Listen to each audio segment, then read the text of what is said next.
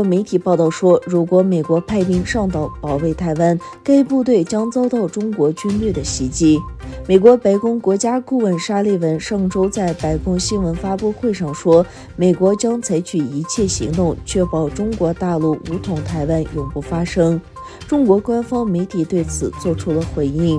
据中国官方媒体 CGTN 报道，派往该岛的美军将遭到袭击。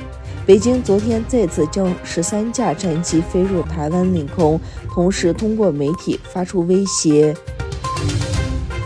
七国集团外长会议星期六在英格兰西北部城市利物浦开幕。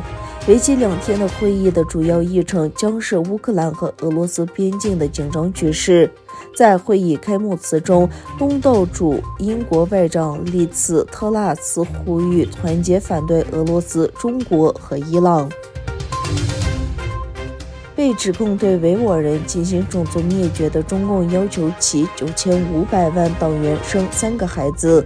据报道，一篇呼吁中共党员干部自觉落实中国3胎政策的评论文章在网上引起争议，之后被删除。这篇题为“落实3孩政策党员干部应见行动”的文章9日发表于中国报道网，但昨天上午已无法在网上打开。中国出生人口数量近年急剧下降。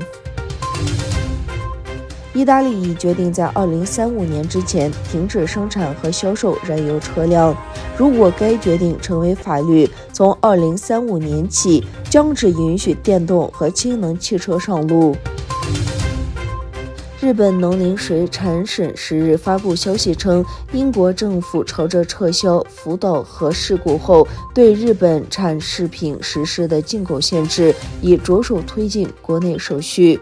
撤销对象涉及9个县的累计23个品种，截止明年2月将公开征集意见，若没有大的异议，预计最快明年春季撤销。美国中西部地区周五深夜受到多个龙卷风袭击，肯塔基州有超过50人死亡。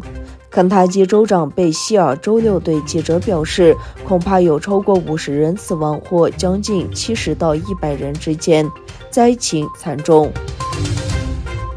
一座位于乌兹别克斯坦首都塔什干市的中心摩天大楼，占地1.5公顷，高度为266.5米，将成为中亚最高的建筑之一。